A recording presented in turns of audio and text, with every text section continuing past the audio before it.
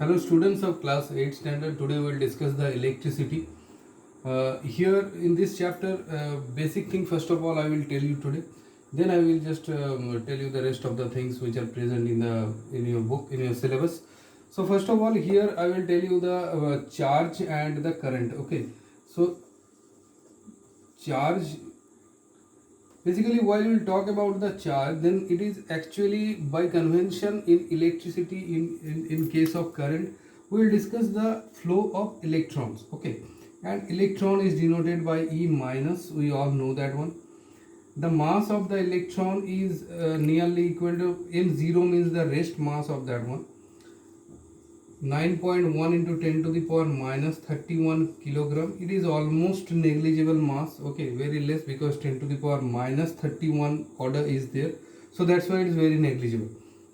The charge of that one, suppose Q, suppose if you write for the charges, then you have to write down that 1.6 into 10 to the power minus 19 coulomb. Coulomb is denoted as capital C. Coulomb is the unit of charge. So this is actually the charges. While we will talk about proton is also there, that is a positive charge denoted by P, we all know that. But here in case of electricity we will talk about only the electrons. Okay, now next one is the current. While we will talk about, because these all things, why I'm telling, because these are very important terms, and it will be needed in case of explaining all the electrical part, live wires. Suppose if you talk about the grounding, if you talk about, suppose you were talking about the neutral wires, so these all cases the charge and this concept of current is very much needed. So current is what, while this type of charge will flow in a particular direction through a conductor, then it will able to produce the current. This is in case of the electromagnetism, or you can tell this in case of the dynamic current, you can also tell that. Suppose if you talk about the static electricity, then this particular static electricity occurs due to the frictions. Static electricity examples, you all know that. Suppose if you rub your a comb in our hairs, and then you will just bring that one that comb in front of the piece of some paper, then that piece of paper will be attracted. So this type of actually attraction only occurs due to the frictions, and that type of thing, this is the example of static type of electricity. This is a static type of electricity. But here in this case we will talk about the dynamic type of electricity. Here what will happen, if you take a conductor, that means any wire, suppose if you take copper wire, suppose you have taken here, and through which if current is passing in a particular direction from left side to the right side, suppose current is passing due to the voltage is there, some voltage, maybe 220 volt is given, so in that region current will flow due to the potential difference between any 2 points. And in this case you have to say that the electron E minus, this charge are flowing, these all charges, these all electrons are flowing along this direction, that's why current I will occur. So this is the main concept. Now next one is very important term, that is the resistance. This is very useful while I will talk about the neutral wire and the live wire, then this resistance part will come.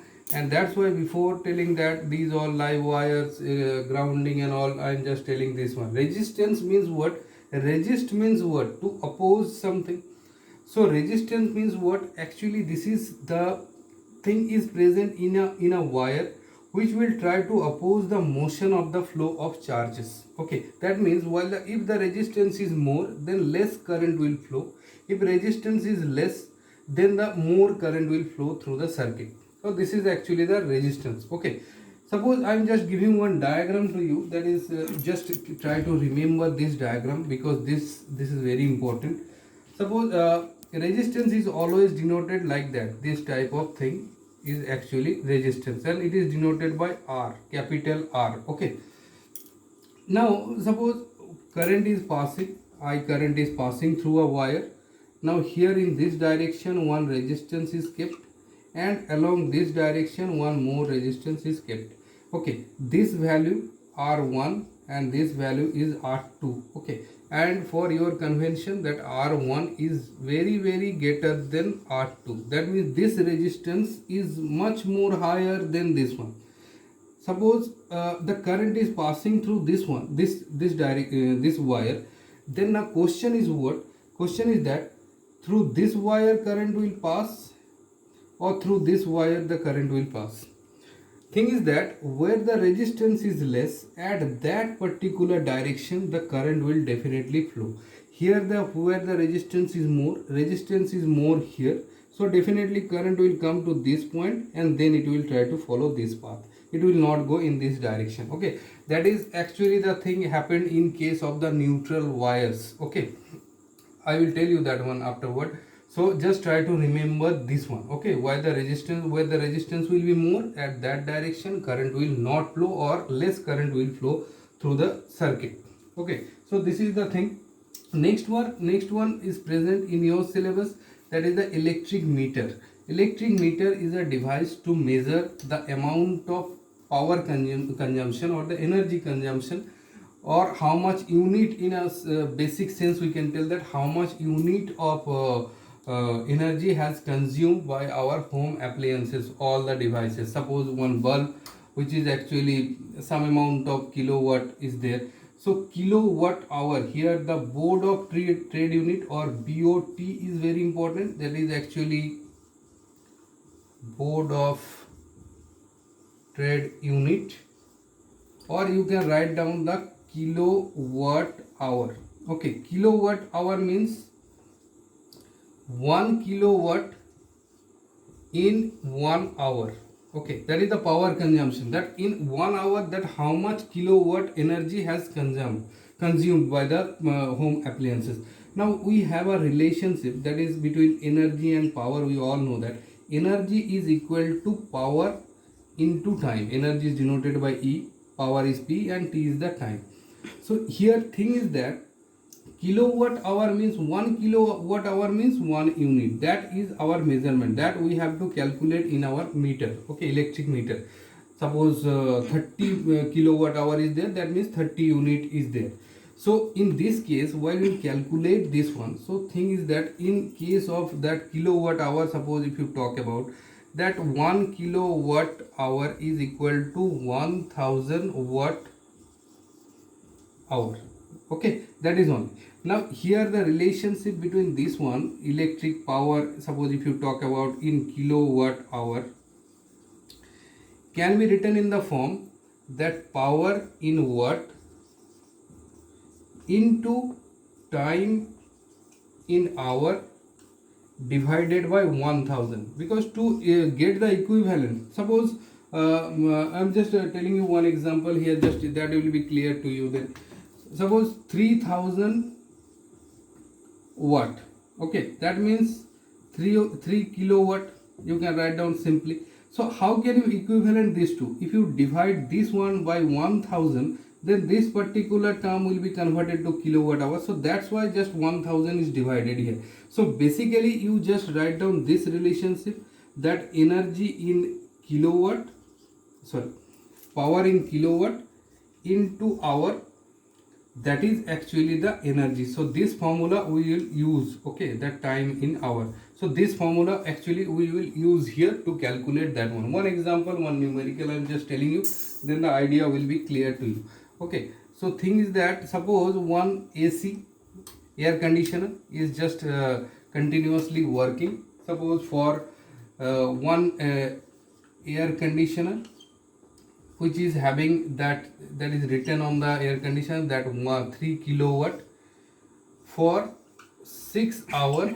Okay, in your home appliances for 30 days, that means for 1 month. Okay, this actually that how much power it will consume, and that for this reason, for this AC, that how much electric bill will come, that is our question.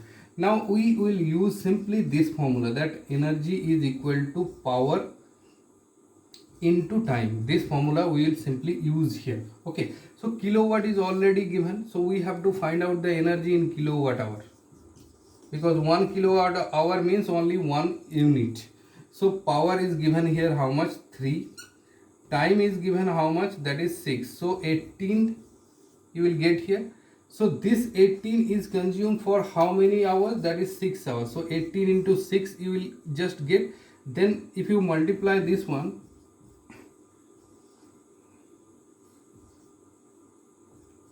110 will come here. Okay, 110 will come here into 30 for this one. This will be the actual calculation. Now suppose 1 unit cost is 3 rupees. Okay, suppose 1 unit cost is 3 rupees, then you have to multiply this one by 3. Then this whole value will give you the total power total energy consumed by this AC. That means if you multiply, then you will get the value, and that is actually the bill for this AC. Okay, in this way you can calculate. Suppose one bulb is there, so you have to know that how much energy it will consume here, in how many hours it is working in a day, how many days month is there, then you multiply with the 1 unit, then you will get that one. Then you add all this, you will totally able to calculate the total power total energy consumed by all the appliances. Okay, so that is only. In the next video I will tell you the different types of wires and grounding part. Okay, so just try to understand that one.